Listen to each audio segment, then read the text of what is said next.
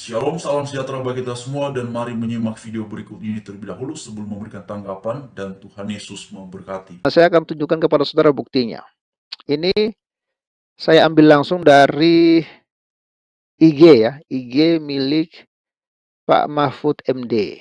Ya, Cawapres dari PDI Perjuangan ya, cawapres dari Ganjar Pranowo kawan-kawan.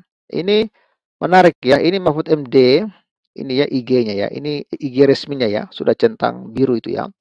Sabtu malam tadi saya memimpin doa untuk rakyat Palestina bersama ribuan santri di Pondok Pesantren Minggir, Sleman, Daerah Istimewa Yogyakarta. Doa bersama untuk rakyat Palestina itu juga dihadiri oleh para kiai dan pengasuh pondok. Ya, ponpes ini diasuh oleh Dai Kondang Kiai Haji Ahmad Muwafik atau biasa disebut Gus Muwafik. Ya, kami bersama-sama dengan istri yang mengirimkan doa. Ya, jadi ini doa yang mereka kirimkan kepada Allah SWT ya terkait Palestina ya.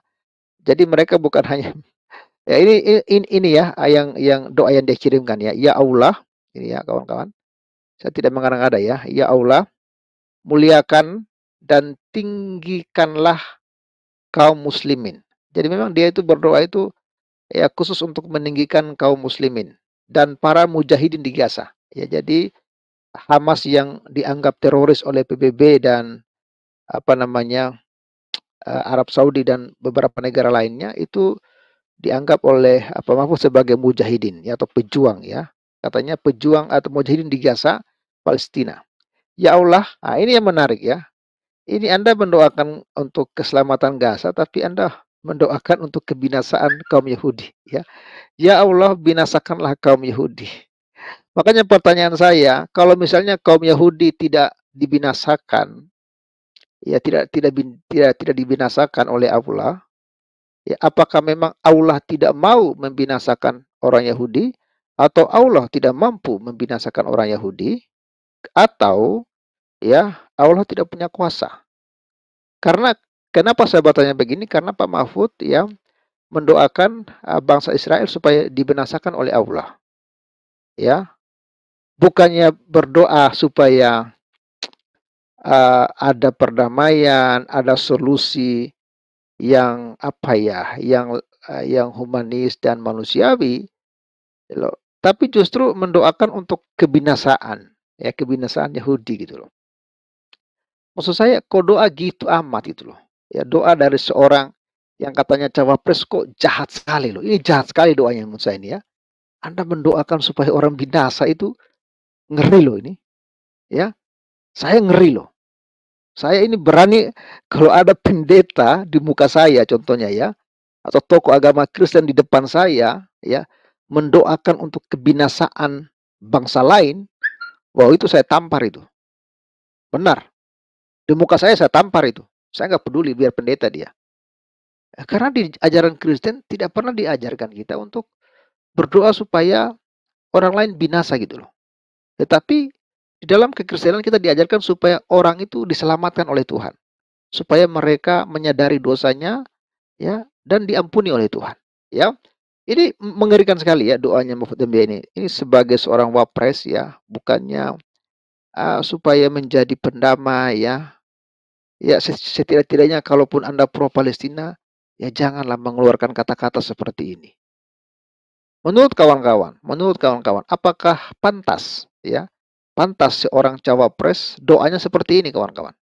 Coba berikan ya apa ya komentar Anda di live chat ya. Pantaskah seorang wapres berdoa supaya kaum Yahudi itu dibinasakan oleh Allah. Ya Allah, binasakanlah kaum Yahudi dan pasukan Israel dan cerai-beraikanlah mereka. Doanya ini ya, pantaskah menurut saudara? Ya, saya ngeri loh. Kalau ada tokoh agama atau ya pemimpin yang berdoa seperti ini, menurut saya ngeri sekali ini. Berarti apa kebencian kepada Yahudi itu memang luar biasa. Jadi, saudara jangan heran ya ketika beliau ini getol memenjarakan seperti Ibrahim, Paul Sang, ya getol juga untuk memenjarakan Panji Gumilang, ya supaya beliau ini punya dendam kali ya. Itu gimana itu ya? Ini doanya seperti itu ya, ya. Lalu dia mengatakan sebelum memimpin doa, saya sampaikan sikap pemerintah Indonesia tentang konflik atas Israel dan Palestina sesuai dengan prinsip dan tujuan negara Indonesia yang menganut perdamaian dunia. Anda bicara perdamaian dunia, tapi Anda berdoa supaya orang dibinasakan oleh Allah. Apakah itu ya perdamaian? Jadi satu sisi dia berbicara tentang perdamaian dunia, tapi satu sisi dia berdoa supaya binasa. Loh, Israel nggak bodoh lah, dia pun tak mau dibinasakan, ya kan? Jadi itu dia saudara dan saudari, sebagaimana sudah kita simak bersama ya, satu penjelasan ataupun satu uraian dari Bang Pavel, dan karenanya bagaimana menurut kalian, dan memang apa yang sudah terjadi di sana ini telah memunculkan banyak sekali tanggapan, banyak sekali opini dalam ruang publik ya, sebagai bentuk reaksi atas apa yang sedang berlangsung antara Israel versus Hamas ya kawan-kawannya. Ini kita mesti garis bawahi dulu ya, kenapa saya sering sekali menyampaikan hal ini, karena sesungguhnya memang apa yang terjadi di sana adalah Israel versus Hamas, bukan versus Palestina. Dan situasi ini Bapak Ibu semua adalah akibat dari ulah yang dilakukan oleh Hamas kepada Israel, tepatnya pada 1 bulan yang lalu ya, pada tanggal 7 Oktober, yang mana mereka melakukan serangan dadakan. Nah, sebagaimana tadi juga sudah kita lihat ya, memang ada satu reaksi ataupun tanggapan dari Pak Mahfud MD ya, yang juga sudah tadi direspon ulang ya oleh Bang Pavel, dan karena itu teman-teman semuanya, mari kita melihat ya, memang cukup mengagetkan juga ya apa yang disampaikan oleh Pak Mahfud MD, dan tadi Bapak Ibu saya cuma mencoba mendengarkan ya secara baik ya apa yang kemudian dituliskan oleh beliau dalam media sosialnya. Dan sebenarnya pertama ya, tentu beliau punya hak ya untuk berpihak, untuk kemudian membela ya pihak tertentu sesuai dengan apa yang diyakini oleh beliau, yaitu tentu kembali kepada Pak Mahfud MD. Tetapi satu sisi kawan-kawan ya, kalau kita menyoroti terkait dengan apa namanya ya, situasi yang sedang berlangsung di sana, apa kemudian dengan ucapan doa seperti itu ya, apakah akan membuat situasi di sana semakin baik ya, ataukah bagaimana kawan-kawan, terutama kalau ini dilihat dari perspektif ataupun kacamata perdamaian ya. Apakah perdamaian yang sering sekali dibicarakan oleh beberapa tokoh di bangsa kita di Indonesia ini, bahwa di sana ya supaya segera adanya gencatan senjata, supaya segera adanya perdamaian, supaya pihak Israel berhenti menyerang dan segala macamnya. Tapi kan di satu sisi sering sekali Israel ini didoakan, dikutuki ya, dikecam dan segala macam. Nah, tidak mungkin kan kawan-kawannya kalau apa namanya ya, misalnya ya, seperti yang sudah kita lihat dalam banyak uraian, dalam banyak komentar ya, Israel ini dikecam, dikutuki ya, lalu kemudian didoakan hingga untuk binasa ya. Nah sekarang begini, apakah Israel bakalan mau begitu saja dibinasakan oleh pihak Hamas? Kan tentu tidak Bapak Ibu ya, tentu kan tidak. Ya ini yang kemudian memang perlu kita lihat sama-sama, bahwa situasi ataupun kondisi saling mengecam, kondisi saling apa namanya ya, memihak ataupun memuji salah satu kelompok ya, ini saya pikir kawan-kawannya jauh daripada apa namanya solusi yang diharapkan terkait dengan untuk terwujudnya perdamaian di sana ya. Tidak mungkin Israel bakalan mau berhenti menyerang ya, di tengah-tengah banyak masyarakat, banyak tokoh ya yang bahkan mendoakan mereka untuk dibinasakan oleh Tuhan. Kan tidak mungkin Israel bakalan bilang, oh ya sudah kami berhenti, kami ikuti saran kalian. Tidak mungkin kawan-kawannya ya.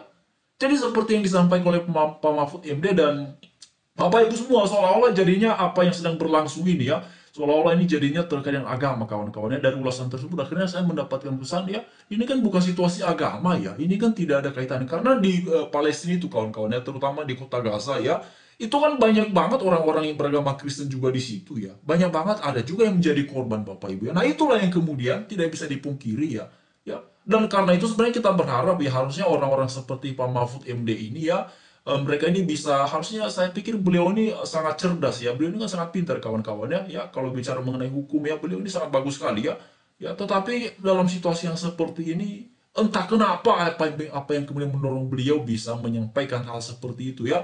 Bahkan kawan-kawan, sebenarnya videonya itu juga sudah ada ya, tetapi beliau juga kembali menuliskannya ya di media sosialnya, dan pertanyaannya begini, kenapa? Apakah ini terkait dengan situasi politik yang sedang berlangsung di bangsa kita di Indonesia?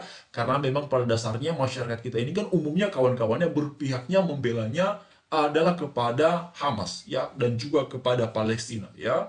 Sekalipun dalam banyak aksi-aksi katanya kan, oh ini apa namanya ya, Save Palestina. Tentu kita setuju-setuju aja Bapak Ibu ya. saya Palestina ataupun kemudian dukung kemerdekaan Palestina. Tetapi sebenarnya kalau bicara mengenai dukung kemerdekaan Palestina ini, saya terus-terusan mempertanyakan mengenai istilah itu ya, karena Palestina ini sudah merdeka. Tetapi kalau misalnya mendukung agar mereka mendapatkan haknya, agar mereka bisa hidup berdaulat, hidup damai, ya tentu ini sesuatu yang sangat bagus kawan-kawan ya. Makanya untuk mendukung itu, ya, biarkan Hamas ini biarkan Hamas ini harus punya haluan yang berbeda juga. Kalau kan situasi sekarang ini kawan-kawan ya, yang membuat ini jadi panas kan gara-gara Hamas melakukan serangan terhadap Israel. Nah kemudian Bapak Ibu semua, mari kita lihat dulu ya, ini satu ramai sekali terkait dengan apa namanya ya, Israel katanya melalui intelijen ya Bapak Ibu ya, apa namanya RS di Gaza ya. Jadi disebutkan oleh pihak Israel kawan-kawannya apa namanya di bawahnya itu ada markas ya ataupun ada terowongan ya milik Hamas ya. Apakah benar seperti itu? Tapi dalam uraian dari pihak Israel ya yang dipresentasikan oleh juru bicara IDF ya, itu menyampaikan dan menunjukkan gambar-gambar ya, gambar-gambar posisi-posisi di dalam rumah sakit Indonesia di Gaza ini, yang mana bagian bawahnya itu adalah terowongannya Hamas kawan-kawan. Entah bagaimana ya pihak dari IDF menemukan itu ya, ada bukti-buktinya yang mereka sampaikan, bahkan katanya juga hal itu sudah dibagikan ke komunitas intelijennya mereka dan semua bersepakat kawan-kawan ya. Nah itu dia Bapak Ibu, tetapi dari pihak Indonesia ya, RS Indonesia di Gaza itu sudah membantah ya, bahkan Kementerian Luar Negeri juga ikut bersuara mengenai hal tersebut. Kalau sudah begini, siapa yang akan kita percaya kawan-kawan ya? Siapa yang akan kita apa namanya yakini ya, kembali kepada saudara-saudara sekalian ya. Mau percaya siapa, mau dukung siapa ya, saya pikir kembali kepada masing-masing kita. Tapi sebenarnya yang paling penting adalah bagaimana caranya agar situasi di sana kembali membaik dan kembali kondusif. Jadi sekian Bapak Ibu, saudara-saudara sekalian ya. Salam sejahtera bagi kita semuanya dan mari terus suarakan kebaikan. Salam toleransi, salam Pancasila.